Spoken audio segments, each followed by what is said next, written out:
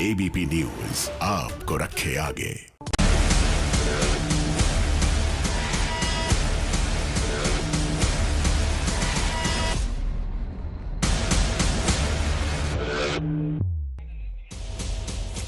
नमस्कार, मैं हूं रूबिका लियाकत। आप सभी का बहुत बहुत स्वागत है आज के कार्यक्रम हुंकार में। लगभग 30 दिन हो गए हैं और टू बी प्रिसाइज 29 दिन हो गए हैं। किसान दिल्ली के बॉर्डर पर आंदोलन कर रहे हैं, लेकिन मामला सुलझने के बजाय उलझता ही जा रहा है। कल किसानों ने सरकार की तरफ से बातचीत की पेशकश को ठुकरा दिया। यह कहा गया कि जब तक ठोस लिखित प्रस्ताव नहीं मिलेगा वो बातचीत नहीं करेंगे। अब सरकार ने एक बार फिर बातचीत की चिट्ठी लिखी है, लेकिन सिर्फ चिट्ठी लिखने से काम चलेगा क्या? सुप्रीम कोर्ट ने पिछले हफ्ते सरकार से पूछा था कि क्या कानून को फिलहाल रोका जा सकता है, लेकिन सरकार ने कोई जवाब नहीं दिया।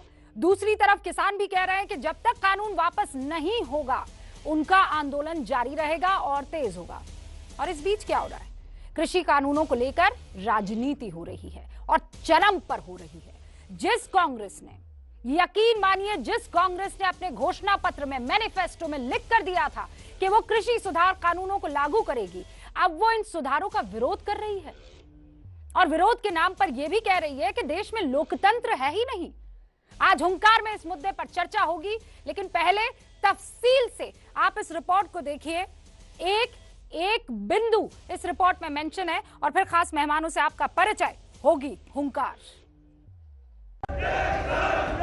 29 दिनों से दिल्ली के बॉर्डर पर किसान इसी तरह प्रदर्शन कर रहे हैं। 6 दौर की बातचीत अभी तक हो चुकी है, लेकिन कोई नतीजा नहीं निकला। रविवार को सरकार ने एक बार फिर बातचीत की पेशकश की, लेकिन 3 दिन बाद किसानों ने उस पेशकश को ठुकरा दिया। किसानों ने साफ किया कि जब तक लिखित में कोई ठोस प्रस्ताव नहीं आता, बातचीत नहीं होगी। हमें नहीं चाहिए ऐसा फायदा, वो हम जबरदस्ती क्यों थोप रहे हैं फायदा हमारे ऊपर? हम जब अपना फायदा नहीं करवाना चाहते, वो हमारे ऊपर जबरदस्ती फायदा क्यों थोप रहे हैं? उधर किसानों के आंदोलन पर आज राजनीति भी तेज हुई। कांग्रेस नेता राहुल गांधी ने राष्ट्रपति भवन जाकर कृषि कानून के खिलाफ ज्ञापन सौंपा। प्रदर्शन की इजाजत नहीं मिलने से नाराज कांग्रेस महासचिव प्रियंका गांधी धरने पर बैठ गई, जिसके बाद उन्हें हिरासत में ले लिया गया। आधे घंटे तक प्रियंका गांधी पुलिस हिरासत में रही। इस प्रकार से ये कानून पास किया गया, वो भी बिल्कुल गलत था। बिना डिबेट किए, बिना किसानों से चर्चा किए, बिना मजदूरों से पूछे ये कानून ऊपर से थोप दिए गए हैं और इन कानूनों को हटाना ही पड़ेगा, विद्रोह करना ही पड़ेगा। उनका अपना संघर्ष है, वरना 1 महीने से किस लिए बैठे हैं बाहर? इतनी कड़ी ठंड में उन पे तमाम अत्याचार किए जा रहे हैं। जो कांग्रेस आज कृषि कानून को काला कानून बता रही है, वो खुद कल तक ऐसा ही कानून बनाने का वादा कर रही थी। 2019 में कांग्रेस के घोषणा पत्र में वादा किया गया था कि कांग्रेस एपीएमसी एक्ट को खत्म करेगी। कांग्रेस ने यह भी वादा किया था कि कृषि उत्पादों के व्यापार को वो सभी तरह के बंधनों से मुक्त करेगी। कांग्रेस ने कहा था कि किसान अपना उत्पाद देश में कहीं भी बेच सकेगा। कांग्रेस ने 2017 में पंजाब चुनाव के दौरान भी एपीएमसी एक्ट को खत्म करने का वादा किया था, लेकिन जब 3 कृषि कानूनों के जरिए उन वादों को लागू किया गया तो कांग्रेस सड़कों पर उतर रही है। ये आप किस देश की बात कर रहे हो? ये कौन सी देश की बात कर रहे हो? डेमोक्रेसी? ये मतलब कौन से देश की बात कर रहे हो? इंडिया की बात कर रहे हो? इंडिया में कोई डेमोक्रेसी नहीं है। डेमोक्रेसी इंडिया में ये मतलब आपके इमेजिनेशन में हो सकती है, मगर रियलिटी में है नहीं। केंद्र सरकार की तरफ से भी आंदोलन खत्म करने के लिए कोई ठोस कदम नहीं उठाए जा रहे हैं। पिछले हफ्ते कृषि कानूनों को लेकर सुप्रीम कोर्ट ने कहा था, केंद्र सरकार और किसानों को बातचीत करनी चाहिए। हम इस पर विचार कर रहे हैं कि एक निष्पक्ष और स्वतंत्र कमेटी बनाई जाए ताकि दोनों पक्ष उसमें अपनी बात रख सके। केंद्र सरकार इस पर सोचे कि कानून पर फिलहाल रोक लगाने की क्या संभावनाएं हैं। क्या सरकार सुप्रीम कोर्ट को ये भरोसा दिला सकती है कि इस मामले की सुनवाई होने तक वो कानून को अमल में नहीं लाएगी? लेकिन सरकार भी अपने रुख से पीछे हटने को तैयार नहीं है कि 2019 में आपने जब अपना घोषणा पत्र जारी किया, उस समय आप झूठ बोल रहे थे या आप आज झूठ बोल रहे हो, ये कांग्रेस को स्पष्ट करना चाहिए। यानी एक तरफ किसान और सरकार अपनी अपनी जिद पर अड़े हुए हैं और दूसरी तरफ विपक्ष किसान आंदोलन पर राजनीति करने में लगा हुआ है। और जब आंदोलन में सियासत घुस जाए तो समाधान कैसे निकलेगा? वैसे सरकार की तरफ से आज फिर किसानों को बातचीत की पेशकश की गई है। सरकार ने किसानों को बातचीत के लिए समय और तारीख बताने को कहा है। जो खास मेहमान मेरे साथ जुड़ चुके हैं, जरा उनसे आपका तारुफ करवा देती हूँ। गौरव भाटिया हमारे साथ जुड़ चुके हैं, प्रवक्ता हैं बीजेपी के और सुप्रीम कोर्ट पे वकालत करते हैं। चरण सिंह सापरा साहब आपसे कुछ ही देर में हमारे साथ जुड़ेंगे। वो हमें स्क्रीन पर तो दिखाई दे रहे हैं, लेकिन फोन उनका अभी तक कनेक्ट नहीं हो पाए। प्रवक्ता है कांग्रेस के, इनफैक्ट शायद मुझे सुन पा रहे हैं। राजीव रंजन साहब प्रवक्ता हैं जेडीयू के, हमारे साथ जुड़ चुके हैं। राजीव जी आपका भी स्वागत है। मनजिंदर सिंह सिरसा साहब प्रवक्ता हैं अकाली दल के, अभी आपको स्क्रीन पर दिखाई नहीं दे रहे हैं, लेकिन कुछ ही देर में हमारे साथ जुड़ेंगे। शिव कुमार कक्का जी हमारे साथ जुड़ चुके हैं, जो कि अध्यक्ष है राष्ट्रीय किसान मजदूर महासंघ के। कक्का जी आपका भी बहुत बहुत स्वागत है। हमारे साथ इस वक्त विजय सरदाना आपको दिखाई दे रहे हैं, जो कि कृषि अर्थशास्त्री हैं। सबसे पहले कक्का जी मैं आपसे शुरुआत करना चाहती हूं।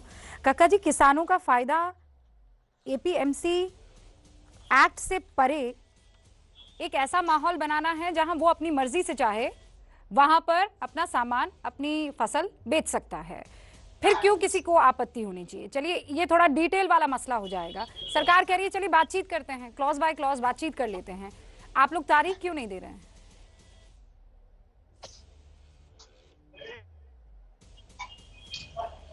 देखिए, क्लॉज बाय क्लॉज चर्चाएं 6 राउंड हो चुकी है। अब उन्हीं चर्चाओं को फिर से करने में सरकार भी अपना समय बर्बाद करेगी, हमारा भी समय बर्बाद होगा। हम तो सड़क पर बैठे हुए हैं। जब हमने अपनी मंशा, हमारे किसान संयुक्त मोर्चा ने सरकार को स्पष्ट दो टूक बता दी है कि हमें ये कानून चाहिए ही नहीं, आप हमको इसको जबरिया हम पर थोपने का प्रयास क्यों कर रहे हैं, ये हमारा कहना है। चर्चाएं 5-6 राउंड में इन्हीं सुधारों को लेकर हो चुकी है और उसमें कोई भी ऐसा क्लॉज नहीं है जो किसान के हित में हो। हमको बाजार वही चाहिए जो वर्तमान बाजार में क्या है वो हम बताएंगे कि उस बाजार में क्या है। समय आपके पास कम होता है, केवल थोड़ा सा बताएंगे कि 6 महीने में एक कानून को लागू हुए 6 महीना हुआ है। उस 6 महीने में दुष्परिणाम पूरे देश में दिखाई दे रहे हैं। मध्य प्रदेश में एक है हमारा सरकारी पोर्टल ई अनुज्ञा, उसको आप देख लीजिए, 70% दफन हो गई है। 50 किसानों को समर्थन मूल्य से 50% से नीचे की कीमत मिली है इन 6 महीने में। यूएस में लागू हुआ था, यूएस के किसान बर्बाद हो गए, वहां केवल 2% किसान बचे हैं। गांव के गांव वीरान हो गए वहां पर, और गांव रोजगार की तलाश में वो जा रहे हैं। तो सवाल ये है कि जिन देशों ने इसको लागू किया है वहां हालत बदतर हो चुकी है। अब हमारे की बारी है, हमारे देश में इसको जबरिया न थोपे, ऐसी हम प्रार्थना करते हैं सरकार से। और सरकार जिद छोड़े, अन्नदाताओं की ताकत को तोलने का काम ना करे। हमारी ताकत सरकार तोलना चाहती है कि हम करेंगे, तो सरकार ऐसी गलती ना करे। हमारी केवल प्रार्थना है, विनती है कि हमारी जी कक्का जी, मैं जाती तौर पर आपकी बहुत इज्जत करती हूँ और मुझे सच बताऊं तो खेती किसानी के बारे में बहुत ज्यादा इल्म नहीं है। खाने पीने में तो हम सब बहुत आगे होते हैं, लेकिन मुझे पता है कि कितनी मेहनत लगती है। पर कक्का जी, मेरे जैसा एक अनपढ़ इस वक्त आदमी किसानी को लेकर, कृषि को लेकर ये सोचता है कि आप लोगों को एक नए दौर में एंटर करने के लिए ये कानून अगर बना हुआ है तो इससे दिक्कत क्या है कक्का जी? मतलब किसान अब तक जो है वो पुराने तरीकों से कोशिश कर रहा था अपनी जिंदगी को बढ़िया बनाने की, नहीं हो पा रहा था। अब ये कानून आया जो कह रहा है कि चलो अब आपको आगे आगे ले जाते हैं, और आप कह रहे हैं नहीं हमको नहीं चाहिए ये कानून। मैं फिर कह रही हूं, मैं अनपढ़ एक बार के लिए ये सोचने लगती हूं कि आप लोग बहुत रिजिड है, आप शायद बदलना नहीं चाह रहे या पुराने तौर तरीकों में ज्यादा अच्छे से ढल गए हैं, नयापन नहीं चाह रहे हैं।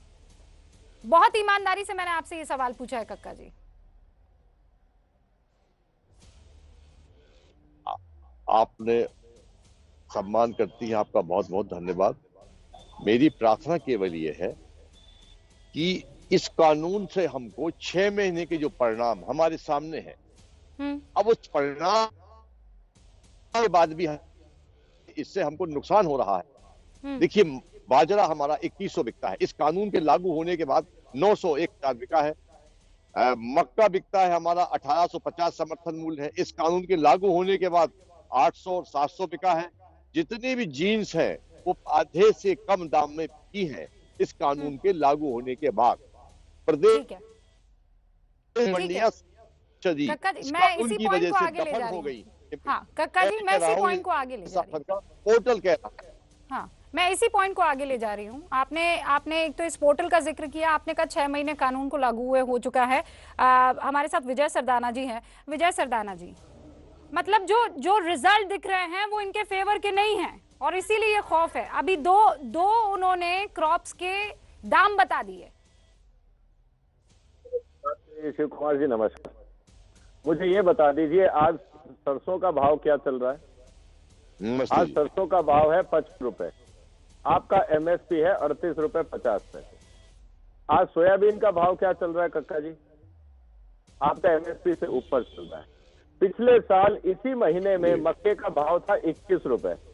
जब कोरोना में सारी मुर्गियां मर गई, जब मुर्गी का किसान तड़प रहा था, तो आप लोग कहीं नहीं आए उस हेल्प करने, और हम चिल्ला चिल्ला के कहते रहे कि अगर मुर्गी का किसान मर गया, आपका मक्का खरीदने वाला कोई नहीं होगा।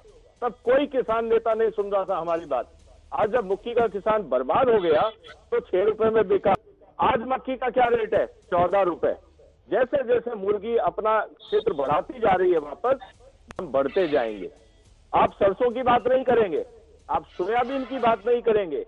पिछले साल आपको मक्के का रेट 21, 22, 23 रुपए में मक्का बिका, आप उसकी चर्चा नहीं करेंगे। आप छाट के वो चीजें लाएंगे जो आपको सूट करती है।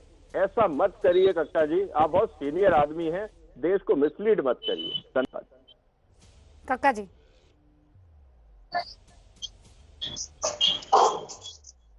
देखिए, जो इन्होंने एक आरोप लगाया है कि देश को मिसलीड मत करिए, ये सरकार के पोषित एजेंट हैं।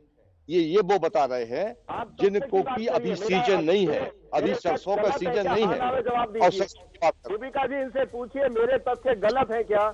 फैक्ट्स को क्रैक कराइए। हाँ बताइए, मैं गलत बोल रहा हूँ? आपके सरसों का रेट क्या बताइए? आप बताइए, मैंने सरसों का रेट क्या बताए? मैं गलत बोल रहा हूँ क्या? आप कह रहे मैं सरकारी एजेंट पहले आप बताइए रेट क्या है? सरसों का रेट बताइए। पूरी तरह आप सरकारी सरसों का रेट बताइए। इस समय जो सोयाबीन का रेट बताइए। आज के मक्के का रेट अरे आप दोनों की आवाज नहीं समझ में आ रही है। एक सेकंड सरदाना जी रुकिए, एक सेकंड प्लीज, एक सेकंड रुकिए। कक्का जी, सरसों का रेट क्या है? अच्छा, जब उन्होंने ये बात कही तो मैं इसको थोड़ा और डिटेल में समझना चाह रही थी कि जो क्रॉप्स आपकी, जो फसलें आपकी बढ़िया दाम में बिक जाए उसका आप जिक्र नहीं कर रहे हैं, आप जानबूझकर दूसरे क्रॉप्स का या दूसरी फसलों का जिक्र कर रहे हैं। ये आरोप वो लगा रहे हैं और कह रहे हैं सरसों का दाम क्या है बता दीजिए। ये बिल्कुल भी झूठ है। अभी सरसों का सीजन नहीं है, सोयाबीन का सीजन नहीं है, अभी मक्के का सीजन नहीं है। मैं 6 महीने में जो फसलें आती हैं उनके दाम बता रहा हूँ। बाजरे का दाम बता रहा हूँ, जो बाजरा निकल चुका है इस 6 महीने में, मक्का निकल चुका है उसकी बता रहा हूँ, का बता रहा हूँ। और ये तमाम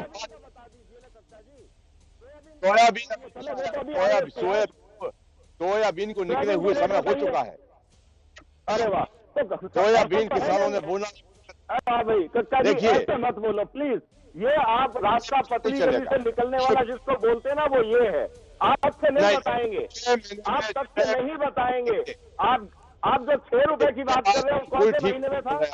जो 6 रुपए की बात कर रहे हैं मक्के की, वो कौन से महीने में था? आज का बताइए क्या रेट है मक्के का? आज का रेट बताइए। देखिए पूरी देखिए, मैंने एक लाइन एक तारीख पकड़, मैं आपको सारे रेट पूरा 365 में से देख एक ही दिन चलता है। ये तो बात सही नहीं है ना कक्का जी। आज छोटा व्यापारी भी अगर 4 दिन महीने हफ्ते में अच्छे कमाता है, एक दिन अगर गलती से उसको नुकसान हो गया तो आप कहते हैं देश बर्बाद हो गया। ये तो बात सही नहीं है ना, ये तो तरीका नहीं है। ऐसा तो व्यापार नहीं होता। ऐसा तो किसान को समझना पड़ेगा, किसान समझता है। आज सरसों का किसान क्या रेट पा रहा है ये बता दीजिए। ठीक है, क्या रेट पा रहा है वो बता दीजिए।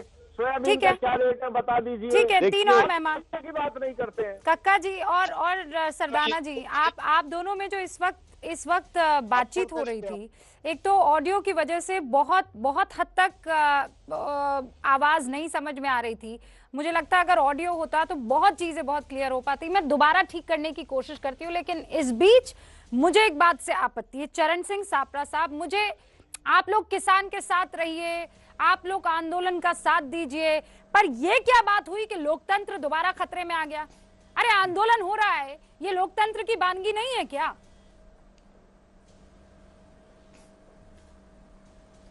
नहीं, देखिए रूबिका जी, अन्याय के विरुद्ध लड़ना ये विपक्ष की जवाबदारी है। ये कोई राजनीति नहीं हो रही है, ये हमारी जवाबदारी है। और जिस तरह से इस कानून को लाया गया, किसी स्टेक होल्डर से चर्चा नहीं हुई, इसको ऑर्डिनेंस के माध्यम से लाया गया, इस पर लोकसभा में भी विस्तार में चर्चा नहीं हुई, राज्यसभा के अंदर हो हल्ला हुआ, और राज्यसभा में भी जब कांग्रेस पार्टी और दूसरे विपक्षी पक्षों ने जब उसका विरोध किया तो उनको बाहर निकाल दिया गया। जाकर के महात्मा गांधी जी के पुतले के नीचे प्रोटेस्ट हुआ। और कह कैसे पा रहे हैं, मैं समझ नहीं पा रही हूँ। आपका मैनिफेस्टो 2019 का बिल्कुल वही था जो आज का कानून है, और आप लोग आज यू टर्न ले रहे हैं। मैं इसमें भी आपको नहीं, आप नहीं, कोई यू टर्न नहीं है। हम रिफॉर्म्स के खिलाफ नहीं है, मैं आपको स्पष्ट कर दूं। लेकिन हम ये जरूर कहते हैं कि रिफॉर्म्स बनाते समय स्टेक होल्डर को आपने कॉन्फिडेंस में लेना चाहिए। आप इस बिल को इतनी क्या जरूरत, किसी किसान नेता ने या किसी किसान संगठन ने मांगा था ये बिल? किसी ने कहा था कि ये बिल लाइए हमारे लिए? अरे तो आपने मैनिफेस्टो में जब लिखा था, मैं मैनिफेस्टो पढ़ के सुनाती हूं साहब, प्लीज हजार चीजें और पढ़ी है जहां पर केंद्र सरकार अपना लक्ष्य डाल सकती है। अगर आपने डे वन से जो कानून में चीजें हैं उसका अपोज किया होता तो मैं आज आपको सर झुकाकर सलाम करती। आप ये कहते हैं the Essential Commodities Act 1955 belong to the age of controls. Congress promises to replace the act by an enabling law that can be invoked only in case of emergency. Congress will repeal the Agricultural Produce Market Committee Act. APMC Act को repeal करने का आपने वादा किया था। It will make trade in agricultural produce, including export and interstate trade, free from all restrictions. और आप आज बदल जाते हैं। थोड़ा तो ईमान रखिए ना सापरा साहब। नहीं, जरा भी नहीं बदले।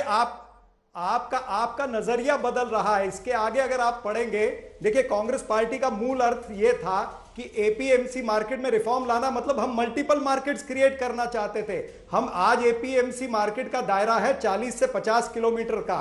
हम चाहते थे मल्टीपल मार्केट्स की हर 5 या 10 किलोमीटर के अंदर मार्केट बने, और जो छोटा हमारा किसान है, जिसकी 5 एकड़ जगह है या 2 एकड़ जगह है, वो भी अपनी सब्जियों और फलों को बाहर क्यों कर दिया था? हम मल्टीपल मार्केट्स चाहते थे। हमने ये नहीं कहा कि हम मार्केट में आपकी सब्जियां और फल बिक सकते थे ना, आपने क्यों हटा दिया एपीएमसी एक्ट से? बाहर क्यों कर दिया फलों और सब्जियों को? देखिए, हमने अगर फल और सब्जियों को बाहर किया तो हमने बीजेपी की सरकार तो मार्केट बड़ा कर देते ना साहब। फलों और सब्जियों के लिए पार्लियामेंट में चर्चा हुई थी, पार्लियामेंट में चर्चा हुई थी। हमने सभी को कॉन्फिडेंस में लेकर के काम किया। गौरव भाटिया, रूबिका जी, आप हमारी बात तो सुनिए ना। मुझे हर 10 सेकंड में टोक रहे हैं, 10 सेकंड में टोक रहे हैं, ये उचित नहीं है। क्योंकि शुरुआत मैंने इससे की थी कि सर मुझे आपके कॉन्फिडेंस में लिया। हमने अगर संशोधन किया तो किसान सड़कों पे नहीं आए थे। नजर आ रही है कसम से। सच्चाई ये है कि अगर आपने इस तरीके की लाइनों का इस्तेमाल अपने मैनिफेस्टो में नहीं किया होता तो मैं सर झुकाकर अदब से, जैसे कक्का जी को भी सुन रही थी, आपको सुनती मैं। समय सड़कों पर आए थे। राजनीति कर रहे हैं सापरा साहब। झुकाना पड़ेगा, और सर इस सरकार को भी झुकाना पड़ेगा, इस सरकार को भी झुकाना पड़ेगा। आप किसानों के हित के लिए है ही नहीं, आप अपने दल के हित के लिए है। आपको लग रहा है ये मौका है, चलो मारा जाए चौका। सापरा जी, रूबिका जी, शांति से जरा मेरी बात सुन लीजिए। देखिए, आप बीजेपी के प्रवक्ता के जैसे झगड़िए मत, मैं उत्तर दे रहा हूं। ये 29 दिनों में देख जहां आपकी नब्ज को पकड़ा जाए, आपको लगता है कि सरकार के प्रवक्ता हो गए। सरकार मैं फिर कह रही हूँ, कक्का जी की बात सुन सकती हूँ तो आपकी क्यों नहीं सुन सकती? इसलिए नहीं सुन रही हूँ क्योंकि आपकी नीयत में खोट लग रही है मुझे। तो 29 दिनों से ये उनकी बातों को लटकाना भटकाना ये काम क्यों कर रहे हैं? भाई उनका समाधान करिए। अभी कक्का जी ने कितनी अच्छे से बताया, इसी तरह से हर किसान प्रतिनिधि हर डिबेट में बता रहा है, लेकिन मोदी सरकार के कान पर जूं नहीं रेंगती है। गौरव भाटिया भटकाने का काम कर रहे हैं। गौरव भाटिया, सुप्रीम कोर्ट कह ही रही है ना, सुप्रीम कोर्ट की तरफ से कहा गया जब तक समाधान नहीं निकाल देते हैं तब तक कानून को आप स्टे कर दीजिए। क्यों नहीं कर रहे हैं आप भी तो हट धर्मी हो रहे हैं ना।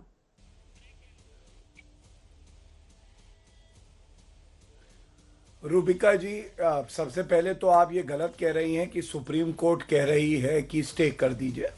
सर्वोच्च न्यायालय ने और श्री नरेंद्र मोदी जी ने एक ही बात कही है कि इसका समाधान जो है वो चर्चा से ही निकलेगा। और कल जब हम लोग अटल चौपाल करेंगे और प्रधानमंत्री जी किसानों को संबोधित करेंगे तो वो बिल्कुल स्पष्ट दिखाएगा कि बातचीत ही एकमात्र रास्ता है कि हल निकले। दूसरी बात, करोड़ों करोड़ों किसान आज प्रधानमंत्री नरेंद्र मोदी जी के साथ खड़े हैं, क्योंकि दशकों दशकों से ये बदलाव कांग्रेस पार्टी, आम आदमी पार्टी, और आपने सही कहा इनके पंजाब के 2017 के मैनिफेस्टो देख लीजिए, 2019 के कांग्रेस का मैनिफेस्टो आपने पढ़ दिया है, लेकिन इनमें वो इच्छा शक्ति नहीं थी, वो मंशा ही नहीं थी। ठीक है, इनमें अब हमने करके दिखाया तो इनको दर्द गांधी कह रही है, आप लोग डिसाइड कर लीजिए ना, या तो कह लीजिए कि विपक्ष में दम ही नहीं है, या फिर मान लीजिए कि विपक्ष में इतना दम है कि वो किसानों को बरगलाने के लिए पूरी ताकत लगा रही है। दोनों में से एक ही चुनना होगा ना, या तो विपक्ष में दम नहीं है या विपक्ष में दम है। रूबिका जी, मैं चुनता हूं कि विपक्ष में दम नहीं है, और मैं बताता हूं कैसे बरगला सकती है वो किसानों को? प्रियंका वाड्रा गांधी अब किसानों के बारे में ताकत होनी नहीं चाहिए ना कि वो किसानों को बरगला दे। अगर हर लाइन पे तो रूबिका जी सुन लीजिए, मैं बोल लूं अगर आप इजाजत दे। हर लाइन पे टोकेंगी तो शायद तू मैं करेंगे हम दोनों। आप चाहती हैं तू मैं हो? मैं आपके प्रश्न का उत्तर दे रहा हूं। नहीं, तो मैं आप मेरा तो हक है ना सवाल पूछना। मैं प्रश्न का उत्तर दे रहा हूं आपके, अगर आप पूरी बात सुने, और मैं 30 सेकंड और 45 सेकंड में अपनी बात पूरी कर लूंगा। मुझे कह रहे हैं कि सुप्रीम कोर्ट ने ऐसी कोई बात नहीं कही है। मैं आपको लाइन पढ़ के सुना दूंगी। आप तो सुप्रीम कोर्ट में वकालत करते हैं गौरव भाटिया। क्या उन्होंने ये नहीं कहा है, सुप्रीम कोर्ट की तरफ से क्या ये नहीं कहा गया है कि क्या सरकार इस पर विचार कर सकती है कि इस कानून को रोक दिया जाए जब तक कोई हल नहीं निकल जाए? आप कैसे मुझे गलत कह रहे हैं? सुप्रीम कोर्ट ने बाकायदा ये बात कही है। 29 दिन हो गए हैं, किसान सड़कों पर हैं। किसान ये कह रहे हैं कि सरकार ये तीनों कानून वापस ले। 6 बार बैठक हो चुकी है, सरकार ने चिट्ठी लिखी है, लेकिन किसान ये कह रहे हैं कि चिट्ठी से काम नहीं होगा, कुछ ठोस कहिए कि आप इस कानून को वापस लेने वाले हैं। मेरा ये कहना है और विचार सीधे तौर पर यह है कि जब तक इसमें, क्योंकि अब क्या हुआ है कि अब सियासत इसमें ज्यादा होने लगी है। विपक्ष का काम क्या सिर्फ राजनीति करना है? मान लीजिए वो कानून के हिस्से जिसकी पैरवी विपक्ष जब सरकार में थी, यानी कांग्रेस जब सरकार में थी, जिन बिंदुओं की पैरवी वो कर रही थी, आज कह रही है कि नहीं सारे कानून को वापस ले लिया जाए। क्या कहा राहुल गांधी ने, कैसे जवाब दिया उसका बीजेपी ने, ये सुनिए और उसके बाद मेरे मेहमानों से चर्चा। यहाँ पे लाखों लोग जो हजारों लोग जो बैठे हैं दिल्ली के बाहर, क्या ये सुनिए, ये जो लाखों लोग आए, क्या ये मिठाई खाने आए? क्या इनको समझ नहीं है क्या हो रहा है? इनको समझ नहीं क्या हो रहा है? इनको मालूम है, क्लियरली मालूम है, इनको मालूम है नरेंद्र मोदी चोरी कर रहा है। उन्होंने चोरी की भी बात कह दी। तो यथार्थ क्या है और चोरी क्या है, तो मैं यही कहूंगा, तोरी गठरी में लागा चोर मुसाफिर जाग जरा, अपनी आंखें तो खोलो भाई। अब चोरी का आरोप वो लगाते हैं सो जमानत पे रिहा है। जुर्म के जमानती ईमानदार बन गए चोरी के आरोप के झंडा बरदार। हमारे साथ मेहमान खास बने हुए हैं। एक रिएक्शन इस पे क्विक चाहती हूं मैं, गौरव भाटिया और साप्ता साहब, 20-20 सेकंड का रिएक्शन। राजीव रंजन जी, उसके बाद मैं शुरुआत आप ही से करूंगी, ब्रेक के बाद जब लौटेंगे। माफी चाहती हूँ। हाँ, गौरव भाटिया। देखिए रूबिका जी, सबसे पहले तो आपने कहा सर्वोच्च न्यायालय के जो ऑर्डर्स होते हैं, जजमेंट्स, वो लिखित में होते हैं, ओरल ऑब्जर्वेशंस कोई डायरेक्शंस नहीं होते। सोलिसिटर जनरल ने स्पष्ट कर दिया था कानून वापस नहीं लेंगे। दूसरी बात, अगर कुछ किसान नाराज भी हैं तो करोड़ों करोड़ों अभी आप कह किसान रहे थे जो मैं है झूठ बोल सरकार रही के हूँ। साथ हैं, नाराज वाले किसानों को हम मना लेंगे। प्लीज रूबिका जी, प्लीज ऐसे ठोकिए हर लाइन पे। मैं बिल्कुल बोलूंगा, आप गलत कह रही हैं जब आप कहती है सर्वोच्च न्यायालय ने कहा है, रिटन ऑर्डर नहीं है, यही बात मैंने कही। मैं पेशे से वकील हूँ, आपको समझा रहा हूँ।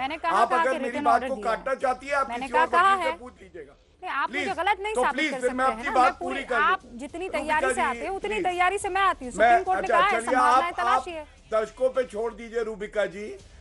रूबिका जी कौन सही कह रहा है, कौन गलत कह रहा है, दर्शकों को तय कर लेने दीजिएगा। और जो अब आप वकील भी तो है ना, आप ये कहेंगे नहीं लिखित में नहीं है, कहा तो है ना सुप्रीम कोर्ट ने। तो इसीलिए मैंने अपना मत रख दिया है और सही बात आपको बता दी है। Supreme Court speaks through his orders and judgement which are in writing, not through oral observations. अब इसके बाद आप एक बहुत ही वरिष्ठ पत्रकार हैं, आपके ऊपर है आप उसे कैसे ले। अब मैं आ जाऊं, आज राहुल गांधी और प्रियंका वाड्रा गांधी फिर से पिकनिक करने के लिए निकले। इनको कौन गंभीरता से लेता है आप बताइए। संसद में जब चर्चा हो रही थी, ये सवाल पूछिएगा सापरा जी से, राहुल गांधी वहां पे क्यों नहीं थे चर्चा में? 2012 में क्यों कहा था राहुल गांधी ने कि एपीएमसी एक्ट खत्म कर देंगे? तीसरा, मैनिफेस्टो में क्यों लिखा था? चौथा, मैं पूछना चाहता हूं, लोकतंत्र खतरे में इसलिए आ जाता है क्योंकि गांधी परिवार को गद्दी ना मिले। ये ट्रैक्टर पे गद्दी लगा इसका जवाब सापरा जी आप दीजिएगा। राजीव रंजन जी, किसान पंजाब में, खासकर पंजाब के किसान हैं, ये कह रहे हैं कि ये जो कानून है वो काला कानून है। एग्जाम्पल जो उदाहरण जो दिया जा रहा है वो आपके स्टेट का दिया जा रहा है कि वहां के किसान इस एक्ट के ना होने की वजह से इतने परेशान हैं कि हमारे यहां पर आकर खेती करनी पड़ रही है। सच्चाई क्या है सर? ये सबसे पहले तो पंजाब के किसानों को बिहार से सीख लेनी चाहिए। बिहार में किसान आत्महत्याएं नहीं करते हैं। बिहार में बैंक से कर्ज लेने की प्रथा नहीं है। बिहार एक ऐसा राज्य है जिसने किसान कैबिनेट बनाया। यह एग्रीकल्चर का तीसरा रोड मैप 2022 में पूरा होगा। हमारे यहाँ हर खेत को पानी और एग्रीकल्चर के लिए, इलेक्ट्रिसिटी के लिए एक डेडिकेटेड फीडर और रियायती दर पर बिजली देने का फैसला सरकार कर चुकी है। और इसीलिए चाहे वो उत्पादकता का सवाल हो या उनके लागत का मूल्य हो, किसान बिहार में पंजाब और देश के दूसरे राज्यों से ज़्यादा खुशहाल है। लेकिन पंजाब को एक बात जरूर मैं कहना चाहूँगा, पंजाब के किसानों के लिए मैं एक बात जरूर कहना चाहूँगा कि आंदोलन की कमान जिन लोगों के पास भी है, दुर्भाग्य से कई बार वो न्याय की अपेक्षा में हिंदुस्तान की सरहद के बाहर ब्रिटिश प्रीमियर तक से वो अपील कर जाते हैं कि 2021 के 26 जनवरी के परेड में वो नहीं आए। मुझे नहीं लगता है कि बिहार के किसानों को पंजाब के इस तरह के उकसावेपूर्ण सियासत के झांसे में आना चाहिए। बिहार संतुष्ट है। बिहार में किसान आंदोलन को कोई तवज्जो नहीं मिल रहा है। बिहार में विपक्ष के लगातार कोशिशों के बावजूद किसान सड़कों पर नहीं आए हैं। तो ये जरूर माना जाना चाहिए कि बिहार के किसान देश के ज़्यादातर राज्यों से बेहतर हैं, वो संतुष्ट हैं और अपने नेता नीतीश कुमार जी के साथ हैं। उनके इरादों पर उन्हें पूरा भरोसा है। कक्का जी,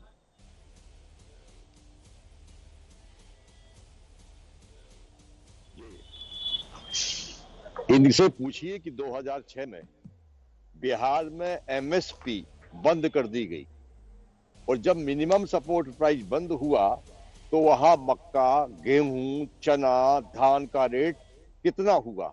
बिहार के किसानों ने बड़े पैमाने पर खेती बंद कर दी और बंद करने बाद में बिहार के लोगों ने और पंजाब और हरियाणा और गुजरात में मजदूरी करने जाना पड़ रहा है। इनके कारण इन्होंने दुर्गति की है बिहार के किसानों की। और यहाँ पर बड़ी बड़ी बातें बता रहे हैं कि बिहार में सारी चीजें हैं।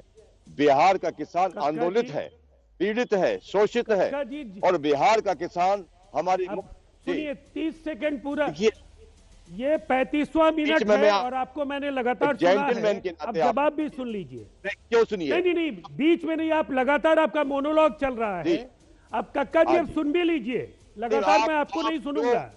अभी 2 सवाल आ गए हैं, अब जवाब भी सुन लीजिए। हिंदुस्तान में अगर बिहार के किसानों की हालत देखनी है तो बिहार आ जाइए 2006 में, तब आप ही बोलिए और डिबेट पूरा होने तक इन्हीं से सुनवाइए। चलिए जारी रखिए। बिहार में मैं रहा हूं पटना में लोकनायक जयप्रकाश के मूवमेंट में, बिहार से मेरा गहरा रिश्ता है और बिहार के बारे में मैं बहुत बेहतर जानता हूं कि बिहार की हालत क्या है। नहीं, लेकिन राजीव रंजन ये क्या आप जानते हो, आप ये बातें छोड़ दीजिए कि आपके राज्य वहाँ में की स्थिति बताने की कोशिश कर रहे हैं। एक बार सुनिए कक्का जी, उसके बाद। हाँ राजीव रंजन जी, आपको शायद पता नहीं है, देश में बिहार एकमात्र ऐसा राज्य है जहां कृषि उत्पादकता को लेकर के राष्ट्रीय स्तर के कई मानक गढ़े गए, और शायद किसी भी राज्य में आज तक किसान कैबिनेट नहीं बना होगा जहां 17 विभागों को मिला करके, उनके मंत्री और प्रिंसिपल सेक्रेटरीज को मिला करके किसान कैबिनेट बनाया गया।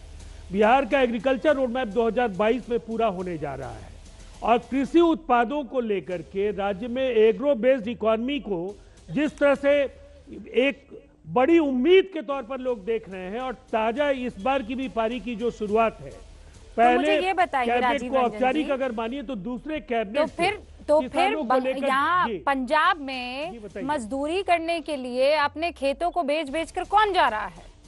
खेती छोड़कर पंजाब में कौन है जो खेतों में काम करने के लिए जा रहे हैं? ये कहा ना कक्का जी ने, और इकलौते कक्का जी नहीं है, ऐसे बहुत से किसान हैं जो आंदोलन कर रहे हैं और वो ये बात कह रहे हैं। नहीं, डर लग रहा है बिहार की स्थिति से, इसीलिए हम नहीं चाहते। मुझे अफसोस है, नहीं मुझे अब रूबिका जी आखिरी सेगमेंट में आप पूरा जवाब लेंगी नहीं, और उसके बाद आप दूसरे जगह चली जाएंगे, आप पूरा जवाब मुझसे ले लीजिए। बिहार से पलायन, ब्रिटिश इंडिया जिस समय था ना, जिस समय औपनिवेशिक भारत था, उस समय भी पलायन होता था। 2006 के बाद पलायन के आंकड़े निरंतर घटे हैं जब से नीतीश कुमार जी सत्ता में आए, और पंजाब और हरियाणा के जो किसान हैं वो ट्रांजिस्टर और साइकिल के वहां प्रलोभन देने के बाद भी बिहारी मजदूरों को अपने यहाँ अब पहले की संख्या में नहीं पाते हैं। आप इससे सहमत हो या नहीं हो, आप आंकड़ों को वहां के सरकार के लेबर ब्यूरो से पता कीजिए, आपको लगातार आंकड़ों में 2006 के बाद उत्तरोत्तर जो गिरावट आई है उसको उसकी संपुष्टि हो जाएगी। और इसीलिए किसानों ने बिहार में कभी भी जमीन बेचकर बाहर जाने का काम, किसानी अलग बात है, पलायन वो। कक्का जी बिहार के बारे में क्या जानते हैं? ठीक है, सुन लीजिए भाटिया जी, बिहार के बारे में क्या जानेंगे? सरदाना जी सबके पास आऊंगी सर, 1 सेकंड। हाँ 30 सेकंड में कक्का जी अपनी बात पूरी कीजिए। जो जानते हैं तो बताएंगे आपको। बिहार भी देश का एक अंग है। देखिए, जब ये कोरोना महामारी आई तो पंजाब के सभी संगठनों की हमारी बातचीत हुई, और उन्होंने कहा इस साल हम खेती नहीं कर पाएंगे।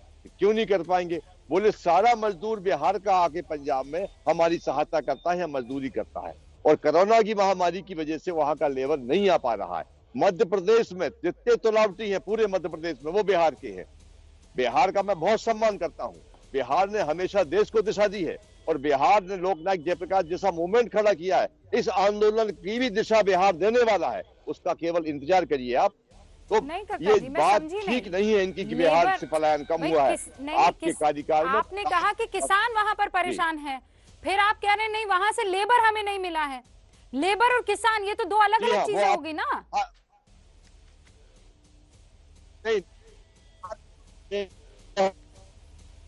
बिहार के किसान ने खेती छोड़ दी इनके कारण, और लेबर का काम कर रहा है पंजाब में और पूरे देश में। ये दुर्गति, जब उसको एमएसपी भी नहीं मिलेगा 2006 से, तो मजबूर हुआ वो वहां का किसान मजदूरी। किसान संगठनों के स्वघोषित नेताओं को बहुत जानते हैं। ये भ्रम हो गया कि वो अर्थव्यवस्था और राज्यों को बहुत अच्छे तरीके से जानते हैं। कक्का जी आपका ज्ञान अधूरा है। बिहार जानने के लिए बिहार आइए, वहां बैठ करके बिहार को गालियां मत दीजिए। अच्छा, बिहार के लोग आपको सुन रहे हैं, और मुझे नहीं लगता है कि आपका कोई इससे भला होने वाला है। आप बिहार के किसानों को सड़क पर क्यों नहीं ला पा रहे? आप मुझे एक बात का जवाब दीजिए, बिहार में आंदोलन क्यों नहीं हो रहा? नहीं दे रहे आप ये मुझे जवाब दीजिए, बिहार में आंदोलन क्यों नहीं हो रहा है? बिहार को अपमानित कक्का जी मुझे जवाब दीजिए ना, आपके केवल सवाल क्यों सुनेंगे? बिहार की पहले ये बताइए बिहार में आंदोलन क्यों नहीं हो रहा? किसान आंदोलित क्यों नहीं हो रहे हैं? आप जवाब दीजिए। पहले चल रहा है आंदोलन, कहीं नहीं चल रहा है, आप गलत बता रहे हैं। कहीं नहीं चल रहा है, मैं आपको बता रहा हूँ, आप बता दीजिए कहाँ आंदोलन चल रहा है। नहीं, अब पश्चिम बंगाल में क्यों आंदोलन नहीं चल रहा है? आप बताइए कहाँ आंदोलन चल रहा है? राजस्थान में क्यों नहीं चल रहा है? मध्य प्रदेश में क्यों आंदोलन नहीं चल रहा है? ये सिर्फ यहाँ पंजाब में ही क्यों आंदोलन चल रहा है? अगर किसान पूरे देश का परेशान है, ये कानून नहीं लागू करना चाहता है, तो सारे किसान क्यों नहीं एक दिखाई दे रहे? कहीं, अरे सोशल मीडिया का वक्त है ना सर, आप ये एक फोटो खींचे और सब जगह वायरल हो जाएगी, कहीं नहीं दिख रही है, क्यों ऐसा? आप ही को क्यों दिक्कत? सापरा साहब, बाकी जगह क्यों नहीं किसान आंदोलन कर रहे हैं अगर इतना परेशान है तो? मैं उसका भी जवाब देता हूं। इससे पहले मुझे प्रश्न पूछा गया था कि जब पार्लियामेंट चल रही थी तो श्री राहुल गांधी पार्लियामेंट में उस दिन हाजिर क्यों नहीं थे जिस दिन ये चर्चा हुई। मैं अज्ञानी भक्तों को ये बताना चाहता हूं कि श्री राहुल गांधी जी की मां श्रीमती सोनिया गांधी जी की तबीयत ठीक नहीं थी और वो विदेश गए थे उनके साथ में। तो मेरे ख्याल से भारतीय संस्कृति ये अलाउ करती है कि माँ के साथ बेटा उनको विदेश में ले जा सकता है उनका उपचार करने के लिए। सुनिए अभी आपकी बारी नहीं, आप बीच में उत्तेजित मत होइए, मैंने जवाब दे दिया आपका। मैं दूसरा जवाब ये भी है कि 29 दिनों से किसान जो भूमिपुत्र है वो वहां पर दिल्ली पर बॉर्डर में आके बैठा हुआ है और प्रधानमंत्री 19 दिन से उनका इतना अहंकार है कि वो जाते हैं गुजरात में सिखों को, किसानों को मिलने के लिए, लेकिन ये 20 किलोमीटर दूर सिंघू बॉर्डर पर नहीं जा सकते हैं। तो आप क्या कर रहे हैं इसके ऊपर आपका ध्यान देना चाहिए। हजारों किलोमीटर जा सकते हैं लेकिन 20 किलोमीटर जाकर के किसानों से बात नहीं कर सकते। या तो प्रधानमंत्री उनको अपने यहाँ पर बुला लें, क्यों नहीं बुला रहे, क्यों नहीं समाधान हो रहा है। और दूसरी बात रूबिका जी जो अभी आपने पूछी कि केवल पंजाब और हरियाणा के किसान क्यों हैं, हरियाणा में कांग्रेस की सरकार नहीं है, पहली बात। और दूसरी बात यह है कि पंजाब और हरियाणा के अंदर एक फसल होती है, एक टाइम में खरीफ में एक फसल और राबी में एक फसल होती है। बाकी के राज्यों के अंदर मल्टीपल क्रॉप सिस्टम है, इसीलिए वहां पर उतना इंपैक्ट नहीं होता है। और पंजाब के अंदर जब हरित क्रांति आई थी तब ये मंडी सिस्टम, ये सारी चीजें सेट हो चुकी है और उस सिस्टम को हिलाने से किसान घबराता है। तीसरी बात यह है कि किसान का और सरकार का एक बहुत बड़ा ट्रस्ट डेफिसिट हो गया है और पंजाब ने अगर इस क्रांति को लाने में लीड ली है तो आपको याद दिला दूं कि आजादी की क्रांति में भी अगर 121 लोगों को फांसी हुई थी तो 97 पंजाब से थे। अगर 2676 लोगों को उम्र कैद हुई थी तो उसमें 2141 लोग पंजाब से थे। तो पंजाब कोई पाकिस्तान में नहीं है। पंजाब के लोगों ने हरित क्रांति लाई थी, पंजाब के लोगों ने देश के लिए और विदेश के लिए अन्न उत्पन्न किया। और जब आप कह रहे थे तब मैं आपके मैनिफेस्टो को ढूंढ रही थी, क्योंकि आप स्पेशली पंजाब का जिक्र कर रहे हैं। विलन मत बनाइएगा। नहीं, मैं किसी को विलन, आप वो सवाल आप गौरव भाटिया से पूछेगा। आप कह रहे हैं कि पंजाब में एक सिस्टम बन चुका है, सिस्टम को तोड़ने से कहीं ना कहीं कोई घबरा रहा है। बस गौरव भाटिया एक फैक्ट रखना चाहती हूँ, उसके बाद आप अपनी बात कीजिएगा। Congress support for dismantling APMC 2017 Punjab का मैनिफेस्टो है। चरण सिंह सापरा साहब, आप दोबारा झूठ बोल रहे हैं। अमरिंदर सिंह ने ये कहा कि कांग्रेस का manifesto for 2017 Punjab election said an updation of APMC Act will be done to ensure direct access of farmers to the national and international market through digital technology without tinkering with existing MSP system. तो मैं आपको रूबिका जी बताऊं कि आज भी पंजाब का किसान मद्रास में जाकर के भी अपनी उपज बेच सकता है। महाराष्ट्र का किसान अपना केला पंजाब में बेच रहा है। हर राज्य का किसान जो है वो दूसरे राज्य में ये मैनिफेस्टो में डालने की क्या जरूरत थी फिर? अगर आज भी ये सब चल ही रहा है तो आपने क्यों डाला इसको अपने मैनिफेस्टो में? ये केंद्र की सरकार कोई बहुत बड़ा कुछ रिफॉर्म ला रही है, ये ऐसा नहीं है। पहले भी जो किसान है वो दूसरे राज्यों में जाकर के आप अपनी बात से हट रहे हैं। आपने क्या बोला कि आपने क्या कहा कि पंजाब में एक सिस्टम बन चुका है, सिस्टम को हमें नहीं छेड़ना चाहिए। आपने जो बताया बहुत कायदे से मैंने सुना कि वहां पर 2 फसलें होती हैं, बाकी सब जगह मल्टीपल क्रॉप का सिस्टम है, वहां पर एक सिस्टम बन चुका है। तो उस सिस्टम को फिर आप अपने मैनिफेस्टो में 2017 में क्यों चेंज कर रहे थे? स्पेशली पंजाब के मैनिफेस्टो का मैंने जिक्र किया है। रूबिका जी, लेकिन मैं कंक्लूड होने के पहले 30 सेकंड आपसे लूंगा। एक फैक्ट हाँ सर, मैंने आपको कहा मैं बहस में नहीं पढ़ना चाहती। एक सेकंड, गौरव भाटिया, लेकिन हम रिफॉर्म्स को जबरदस्ती लादना नहीं चाहते। हम उसको महामारी के बीच में नहीं लाना चाहते। हम किसानों के साथ चर्चा किए बिना नहीं लाना चाहते थे। हम उनके साथ में स्टेक होल्डर्स के साथ में बात करके लाते थे। फैक्ट्स ना, इधर उधर कहाँ फैक्ट्स, मैं तो फैक्ट्स बता रही हूँ आपको। आप ही अपना रूट बदल रहे हैं बार बार। गौरव भाटिया। नहीं, तो मैं भी आपको साफ बता रहा हूं, कि किसान आज भी किसी राज्य का किसान दूसरे राज्य में जाकर चर्चा है? ओके साहब, एक सेकंड रुक जाइए, अब गौरव भाटिया को मौका दीजिए। शिष्टाचार दिखा के अपनी बारी का इंतजार करते हैं, ये गलती है हमारी। 42-43 मिनट में 40 सेकंड अनइंटरप्टेड टाइम नहीं मिला। खैर जाने दीजिएगा, आप सोचिएगा, कोई दिक्कत नहीं। बोलिए। अब मैं उत्तर दे दूं। देखिए, भक्त होना अच्छी बात है, महाज्ञानी मूर्ख होना और राहुल गांधी के प्रवक्ता होना ये बड़ी दिक्कत की बात होती है। आपने ये नहीं बताया, माँ की सेवा तो करिए। प्रियंका वाड्रा गांधी चली जाती पार्लियामेंट में, फिर बीच में बोल रहे हैं देखिए रूबिका जी इनका फेडर डाउन कर दीजिए, दर्द होने लगा इनको। अच्छा कोई बात नहीं, आप पानी पीजिए, पानी फेडर डाउन अभी यहाँ भी यही आप करते आए हो। हमारा फेडर डाउन करिए, किसानों का फेडर डाउन करिए, इस देश का फेडर डाउन कर दीजिए। रूबिका जी, या जो भूमिपुत्र का फेडर डाउन कर सकता है वो इस देश का फेडर डाउन नहीं बोल रहा था ना सापरा जी। जब आप बोले तो आपको किसी ने नहीं टोका ना, सच्चाई ये है। रुक जाइए ना, बोल लेने दीजिए गौरव भाटिया। नहीं, कितनी बार टोका, क्यों नहीं? गौरव भाटिया ने बीच में टोका था, इसीलिए तो मैं टोक रहा हूं। पूरा देश मैं सिखा रहा हूं, सच्चाई है ना, ये तो ऑन एयर जा रहा है, ये थोड़ी हम पूरे देश ने देखा जब मैंने वो बात की राहुल जी की, तभी बीच में उत्तेजित होकर गौरव भाटिया। वक्त की कमी है, ज्ञानी भक्त इसीलिए कहा क्योंकि इन्होंने मुझे बीच में टोका था। ओके गौरव भाटिया। रूबिका जी, लेकिन मुझे 30 सेकंड जरूर दीजिएगा। 6 महीने हो गए ऑर्डिनेंस आए, ये कानून आए। राहुल गांधी को अगर हिम्मत है 3 दिन धरने पे बैठ के दिखा दे। अरे ये कॉफी ब्रेक पे भाई और बहन कहते आओ धरना करने चले, ये किसानों के साथ है। 2 लाख किसानों ने जो धरने पर बैठे हुए हैं उनको तो धरने से उठाओ, जो किसान धरने पर बैठे हैं उनको धरने से उठाइए, हाथ जोड़ते हैं। क्या हो गया है तुम्हें?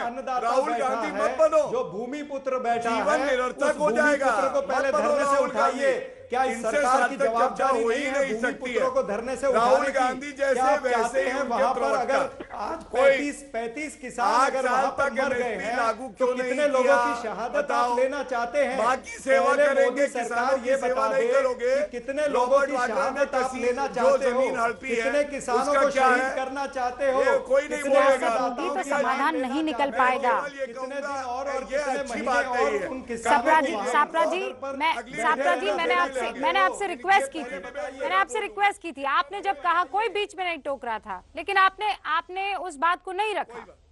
कोई बात नहीं, अगली डिबेट में मिलेंगे। राजीव रंजन जी 30 सेकंड। मैंने इनको इतना ही कहा कि राजीव रंजन जी 30 सेकंड। देखिए, अभी एपीएमसी एक्ट को बिहार में एपीएमसी एक्ट को रिपील करने का जो एक फायदा है, मैं केवल एक स्टैटिस्टिक्स के जरिए वो बता देता हूँ। 2001 से 2006 के बीच में 1% से भी कम का कृषि का विकास दर था, जो 2006 से 2015 के बीच में 4.7% रहा है, जबकि देश का जो औसत है वो 3.6 रहा है।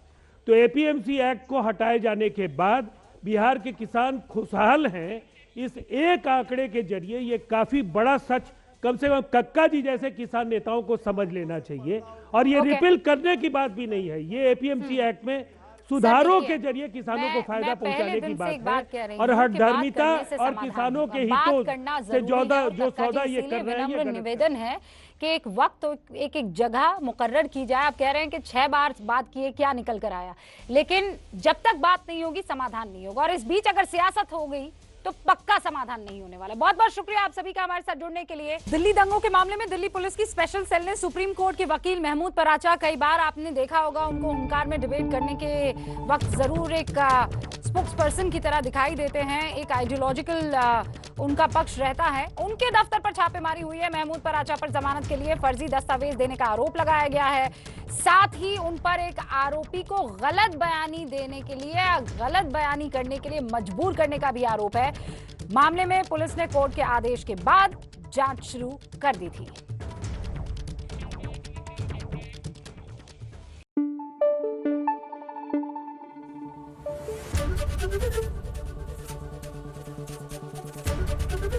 एबीपी न्यूज आपको रखे आगे।